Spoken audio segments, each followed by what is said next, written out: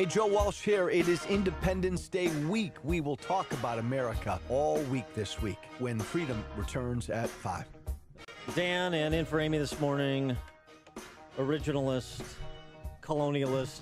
Capitalist. Let's just sum it up. Sean from Elmwood Park. And Sean, I know this is a particularly animating issue for you, so try to contain yourself.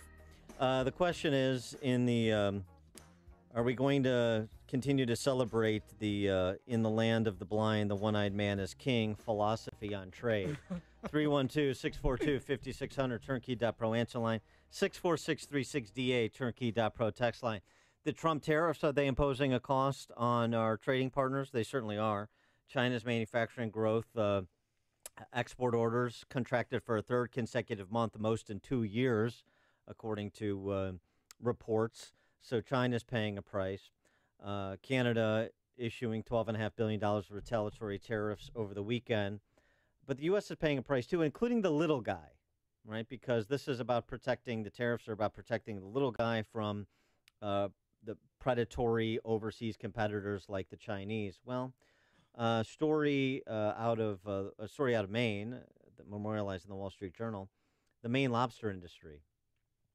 The Maine lobster industry, which represents about 2% of Maine's economy, is suffering under the weight of Chinese tariffs on American seafood after the U.S. announced on June 15 planned to impose 25% tariff on $50 billion in Chinese goods.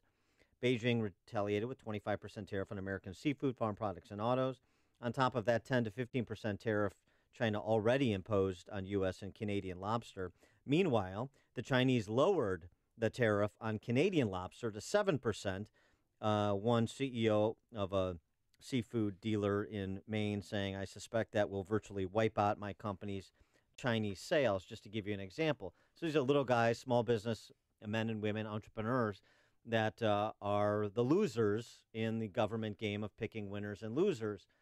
So what say you to Trump tariffs in that context? 312-642-5600,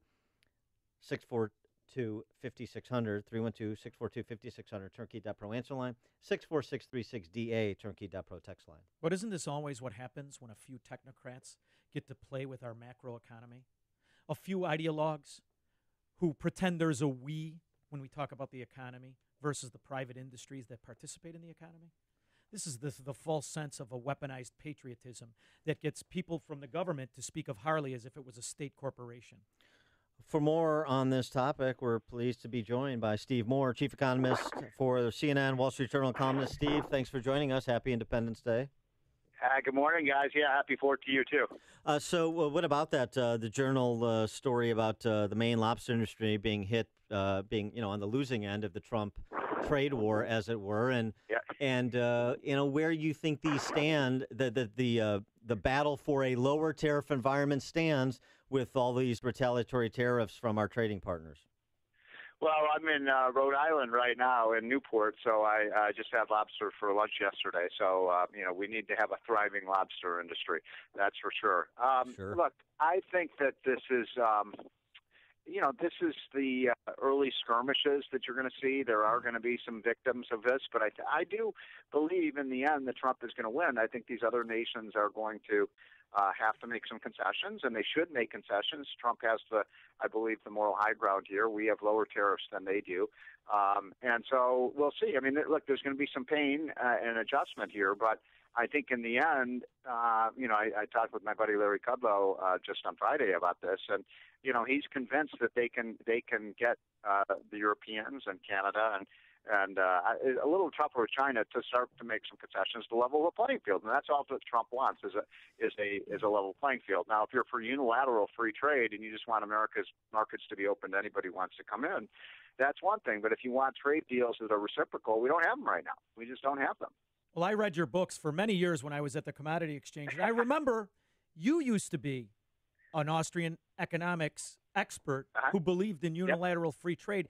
And I don't remember reading where this tit-for-tat tariff plan that we've come up with now seemed to work. Can you point to a place where it's worked or a place where we didn't turn out like Venezuela?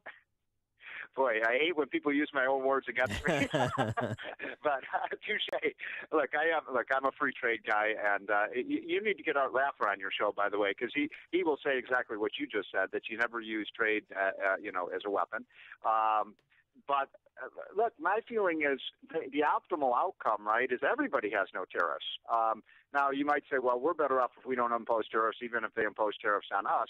I'm not so sure I believe that. I think we can use our leverage to expand American markets so we can sell more wheat and cotton, and we can sell more of our bourbon and blue jeans and computer technologies, and the fact that other countries are stealing them from us, and they're also imposing big restraints. I mean, the restraints in some of these countries in terms of Americans selling stuff abroad is tough. Now, I'll make one other point, which is, I think what all three of us would like to see is, no tariffs, that the countries can trade across borders pretty freely.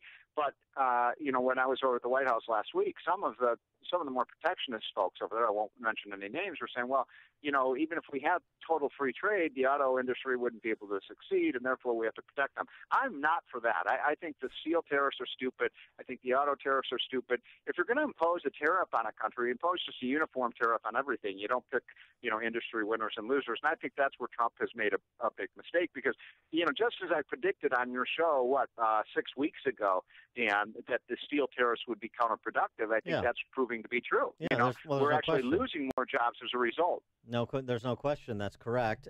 So since you were over at the White House and you regularly talk to Larry Kudlow, who's one of his point men in, I'm sure, ideological battle with Peter Navarro, what about the state of deals with the Canadians and deals with the Mexicans on a reshaped NAFTA, particularly given what happened in the Mexican election with the socialists rising to power on Sunday? Yeah, boy, NAFTA is in a very precarious shape right now. There's no question about it, and in no small part because of what happened in the election. Although it sounds like the new Mexican president may be softening in his position on NAFTA. I mean, by the way, if you're in Mexico on NAFTA, there's something really wrong with you because Mexico clearly benefits from having access to America's $15 trillion consumer market. I mean, they won't be able to survive as an economy without it. Canada's a bit of a problem. I mean, they're now starting to retaliate. They're trying to puff their chests a little bit. You've got I don't know if you guys saw that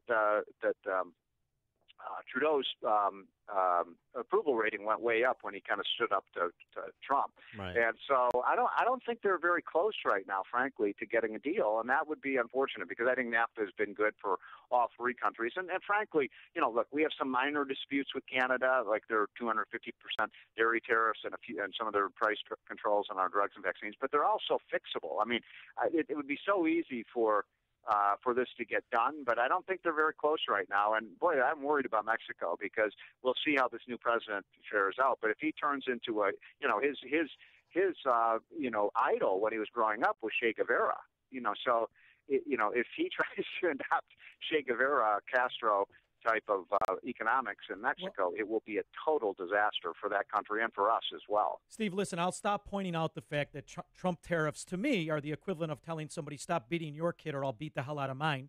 And I will move on to the fact that in what system, Peter Navarro, I bought his 1984 book where he, too, was a free trader, and then he flipped somewhere along the line. My question to you is, where did Peter Navarro really succeed with his ideology? Was he a hedge fund trader? Is he a self-made billionaire? How did he make his money that we now, the entire country, are led by one Peter Navarro? I'm curious. Well, I think Navarro is somebody who he's written several best-selling books, but Death by China is one of his major books, and it appealed to a certain guy in New York named Donald J. Trump, and the two have been close intellectual allies for a long time. I don't know how Navarro makes his money. I think he's mainly just a speaker and an author and a college professor. But I will say this, and look, I disagree with Navarro about a lot, but I think he was sort of forward-looking in terms of where China is today and what he predicted 6 or 7 years ago. China is becoming a tyrannical country. They are moving away from freedom, not in direction of freedom. They are becoming more central planning, more state ownership, more militaristic, and so are we. I think in some ways, what? So are we. So we, Good point. Although, I don't think we need to spend $750 billion a year on our military, so you're right about that. But that's an interesting point. I'll have to think about that. But, I think that Phil Graham said best when, he said, when the lion lies down with the lamb, I want to be the lion, not the lamb. So I want to get your take. We haven't talked to you since the Supreme Court's decision in the Janus case. Oh, yes, I do want to talk about that. Get your take on the impact that will have on public sector unions, the nation over. Yeah. So this is, I'm so glad you asked me about this, because Art Laffer and I just have a piece that will be running, hopefully, in the Chicago Tribune in the next few days, and it's about how the blue states, like the biggest winners from this decision, and tell me if you think I'm wrong about this, guys, are Illinois, California, New Jersey, and Connecticut, because those are the 4 states that have these gargantuan unfunded liabilities in their pension systems, where Springfield, there's 2 states where the teachers' unions just rule the roost from, sun up to midnight, and that's Sacramento, California, and Springfield, Illinois. And this will possibly, if it works out as we hope, it will reduce that vice grip that the public sector unions have around the necks of the politicians. And maybe this will actually lead to some serious pension reforms that will actually revitalize states like Illinois and California. Now, that's my analysis, guys. I wonder what you think. Well, I think that's right. I think that's a hopeful note, and it's sort of a medium term to see how much loyalty the SEIUs and the AFSCMEs and the teachers' unions have among the rank and file. I suspect particularly the teachers' unions will see attrition like they did in Wisconsin when Walker passed a budget repair bill. But in the meantime, in Democrat-controlled states, Wall Street Journal opining yesterday about New Jersey raising the state's income tax and corporate income tax on the wealthy to continue to drive people to Florida. So in the short term, they're going to continue with blank check government. In the medium term, maybe there's a rebalancing of power. Well, I was looking at some of the numbers, and in Wisconsin and Michigan, when they adopted this kind of right-to-work policy for public sector unions, about 30% of the government employees dropped out of the union. So that was about a 25% decline in the revenues for the teachers' unions. So, I think this could be really good. This is the best news for Illinois in a long time. And all these commentators are saying this is some kind of assault on blue states. No, it could be the salvation of states like Illinois and California and New Jersey. We'll see. The problem is that the unions are so fired up right now, they may be able to get even more money from their members. We'll see how this plays out. But if it works out like it did in Wisconsin and Michigan, then I think you're going to see less power to the unions and more power to the people, which is a perfect thing to think about on 4th of July, right? We are a libertarian country that wants government to have as small a footprint as possible. He is Steve Moore, Wall Street Journal columnist, chief economist for CNN. Steve, thanks for joining us. Appreciate it. All right, I'm going out to get some lobster. See you guys. And he joined us on the Turnkey.Pro answer line.